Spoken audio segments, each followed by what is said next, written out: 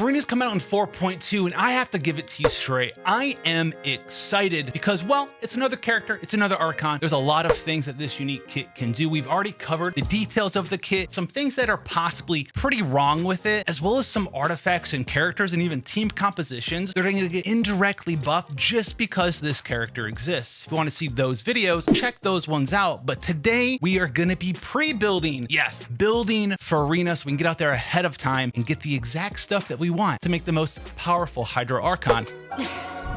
To think you'd use such logic. Her elemental skill is either going to be an off-field Hydro applier that also does damage but drains all of your party members' health, or it can also swap forms and be a constant AoE heal, even though in the heal form it doesn't apply Hydro and it doesn't do damage. You swap between these forms by doing a charge attack on your Furina. Her elemental burst is going to give a team-wide damage bonus, and this damage bonus is going to grow every single time someone either increases or decreases their max HP. And this leaves Furina as a very powerful support DPS character who is almost entirely off the field, either doing damage or healing with her elemental skill, while also providing a team-wide damage buff with a 100% uptime on that elemental burst. Because yes, the burst has an 18-second duration and an 18-second cooldown with a 70 energy cost, making energy recharge a pretty important thing if you want to maximize the burst bonus damage you can give your team with your Furina. Furina is also going to be an HP scaling damage dealer, and her ascension stat's actually going to be the amazing crit rate stat. So what is the best way for us to utilize her kit and the best way for us to build her? Well, let's start with artifact sets. Now, the go-to artifact set is going to be Golden Troop, especially at Constellation 0, where she's going to be off-field almost the entirety of the time due to the fact of how her elemental skill and burst work. Golden Troop's going to give you massive amounts of elemental skill damage while you're off the field, which goes hand in hand with Furina. This is going to be her all-star C0. It could change with Constellation 2 and above, but we'll touch on that in a second. There's just not going to be a better set than this. Yes, you can try out some of the other sets if you're brand new to Genshin, you haven't unlocked this domain yet. Anything that can give you Hydro damage or maybe HP percent. You could also throw in some of the other supportive artifact sets here to get some additional support off of your Furina.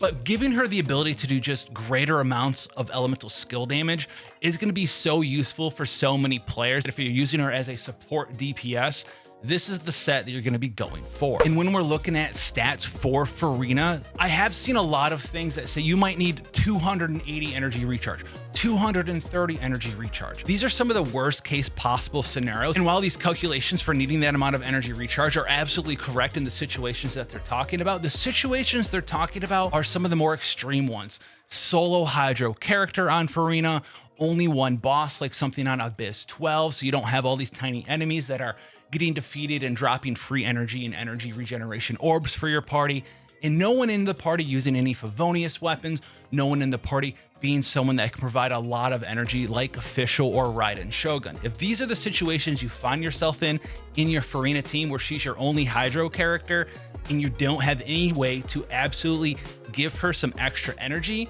and build gear or whatever for your team composition, yeah, you're gonna need an absolute ton of energy recharge, at least the way that she is right now, because you're gonna need to get 70 energy every 18 seconds so you can have that 100% uptime on her elemental burst. And that 70 energy doesn't sound that bad, but unlike someone like Yelan here who has a similar amount of energy requirement needs, your Furina is gonna be off field nearly the entire time you're using her, because you don't need to use her on the main field unless you're reactivating your elemental skill, activating your elemental burst, or maybe using a charge attack to swap her from DPS form to heal form, or vice versa. This is a big deal as far as energy requirement needs, because it means while she's off that field, 99% of your gameplay, well, people who are off the field, they get half the energy of someone who is on the field. And for someone like Yelan who has similar needs, the big difference is that Furina, when she generates her Hydro particles, it is over time while she's off field, whereas someone like Yelan can go ahead and use her skill Lingering Lifeline and consume all of her particles by just staying on the field until she collects them herself for a second and then jump off to some other party member. And this is something we like to call energy funneling, which a lot of characters can utilize in Genshin, but you can greatly reduce the amount of particles that you need and energy recharge you need on your Furina build based on the team composition that you have. And I wanted to touch on this because it's very, very important before we go into anything else. For example, if you have something like Sacrificial Sword Xingqiu built for a ton of energy recharge on your party, on your team already, you could funnel particles from your Xingqiu over into your Furina if you deem that necessary, right? You can use a Sacrificial Sword on the Xingqiu, use his elemental skill, generate the particles, feed the first ones into him, and then use his skill burst and then funnel the particles into your Furina, which is going to allow you to greatly lower the amount of energy recharge that you need on your Furina build. Now, we still are going to aim for right now for a decent amount of energy recharge. It's going to be one of the most important stats, at least for this first build, because this first build is going to care a lot about energy recharge due to the fact that you want to have 100% uptime on that elemental burst. And because of that, this first build is going to aim for 160, 170, 180% energy recharge at least, which means you can use either an HP percent or energy recharge sands, a hydro damage goblet, and then either a crit or crit damage circlet, and try to keep that crit to crit damage ratio, that amazing mathematical 2-to-1 ratio. For every 2 crit damage, you have 1 crit chance. And don't forget that she also has crit chance as an ascension scaling stat. And you could need more energy recharge for this build, but we're aiming for at least 180, but it could go up depending on the kind of party you're using her in. Substat priority is going to be energy recharge to whatever number amount is going to necessitate a 100% uptime on that burst, followed by crit chance, crit damage, in HP percent. But there is going to be a slightly secondary build, and that's because not every team composition is going to be as good at maxing out fanfare stacks at all times. So the secondary build is one that kind of forgoes energy recharge. Maybe you use your burst every other rotation instead of every rotation, and you just go full in on crit chance, crit damage, and health percent. And this will leave this secondary build with a hydro damage goblet, an HP percent sands, and then a crit circlet. Substat priority here just being maximizing the damage, crit rate and crit damage 2-to-1 ratio, as well as health percent. And there is going to be a third build, although I don't think it's going to be as popular, but it's going to be one that's entirely focused on supporting your team, healing your team, and also making sure that you get as much fanfare stacks as possible. This setup is going to be using the Ocean Hued Clam set, which gives you healing increase and allows you to have that nice little bubble pop. Here we're going to have maximum focus on healing our team. You're going to be using a build like this with characters that like to do damage to themselves constantly, but also want to be above certain HP thresholds. We're going to be seeing more and more Fontaine characters like this, such as Riesli, and even more in the future. So this build is focused on these characters and also maximizing your fanfare stack. So you're going to be able to increase your healing with this 4-piece setup. You're going to want to have 180 to 200 energy recharge, so you mainly make sure that your elemental burst is always ready to rock and roll, and then pair this Furina build with a ton of other characters that like to self-damage themselves a ton. You're going to get increased healing here, and we're going to be using mainly the healing form of our elemental skill. So for this build, we're going to be using an energy recharge sands and then just 2 HP percent goblet as well as circlet. And then substats for this build, well, energy recharge is extremely important, followed by health percent for even bigger heals, but you're also going to have the ability to try to do damage every once in a while with your elemental burst, as that has HP scaling as well. So get a little crit rate and a little crit damage outside to maximize that as well. Now, when it comes to weapons, her own signature weapon for builds is going to be a fantastic stat stick for her. It's going to have crit damage on it. It's going to boost up your elemental skill damage. It's also going to be boosting up your max HP stacks as well. So you're going to be gaining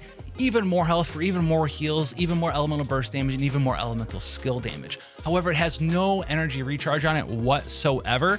And if it is a very important stat for your build, you could look at some of the energy recharge weapons. The best one being the Favonius Sword, as this is going to give you the ability to have not just energy recharge associated with your weapon in case you need to hit those big 200 plus energy recharge builds, but it's also going to have the amazing Windfall ability, where crits have the ability to generate non-elemental particles to not only give Furina more energy, but other party members in your party energy as well. And this weapon is why that super full support healing build we had still had a little bit of crit rate in the substats for it, so we have the ability to proc crits as we activate our skill or even our burst with our Favonius weapon on our Furina. And this is going to be a fantastic weapon for so many support builds, not just that heal one, sub DPS that doesn't care about the burst, sub DPS that cares about the burst, or even the healing one. Favonius is going to be fantastic because remember, as a 4-star weapon, they have lower base attack than 5 stars, but Furina scales exclusively off HP, so we don't care about that. Now, one of the best weapons for a support DPS build that still wants some energy recharge for that burst is sadly going to be one that not very many players might even have at this point, and that's going to be the Festering Desire. Very low base attack, but like we just talked about, we don't care about base attack, but it does have 45 energy recharge on it, and then it gives elemental skill crit rate as well as elemental skill damage. 32% damage and 12% crit rate already tacked on here. This is going to be a fantastic 4-star support weapon for these Furina builds, and that's because it literally has everything we want. It increases our damage, it increases our crit rate, and it gives us a lot of energy recharge, which is something that we might need very sorely to make sure we have full uptime on our elemental burst in these awesome Furina focused teams. And usually the Harbinger of Dawn is something that we love to see for these support characters. However, it's not going to work that well in your Furina based teams because, well, she's constantly draining health on the DPS form of her elemental skill, even off of herself, which means that it's going to be very rare for you to have more than 90% HP on any of your party members. So not only is the Harbinger sadly not going to be that good on Furina herself, but if you're using another support that also wants to use the Harbinger of Dawn for its super awesome ability, in Furina teams, at least ones where you're going to be using her DPS form of her elemental skill, it's not going to be that good because this passive is basically going to be turned off 100% of the time. And then very quickly, I also want to touch on amazing teammates you can have with Furina and things that you guys should be thinking about when you're thinking of Furina teams. Because no, not all of the different characters in Genshin are created equal when it comes to wanting to lose and also gain HP at the same time. Team-wide healing is another very important factor for using your DPS Furina. Someone who can heal the whole party is great. Even someone like Noelle is healing everyone up with every normal attack or charge attack that she does. So you can have your Furina in DPS form draining HP constantly with her elemental burst up and her elemental skill in DPS form, and you can swap over to your favorite maid, activate sweeping time, activate breastplate, and then heal everyone at the same time that they're taking damage, giving Noelle as your driver insane bonus damage. There's a lot of stuff that you guys can do when you start thinking about what characters increase or decrease HP, and I can use Furina to counter what that character's mechanic does do. Just look for different teammates that you could pair with Furina to maximize the HP gain, HP loss, fanfare stack system of her elemental burst, so you can get the most damage bonus out of it. If your team doesn't have a lot of AoE healing, that might be something that you need to think about and bring that into your team. Vice versa also works as well. If you have a ton of healing but no damage, well, guess what? Furina's going to work there quite well with her own self-damaging elemental skill. So there's a lot of cool stuff that you can do with Furina, and I'm looking forward to her, obviously. Let me know what you plan to do with her down below, and if any of these builds match something that you were thinking about. Until then, I'll see you guys in the next one.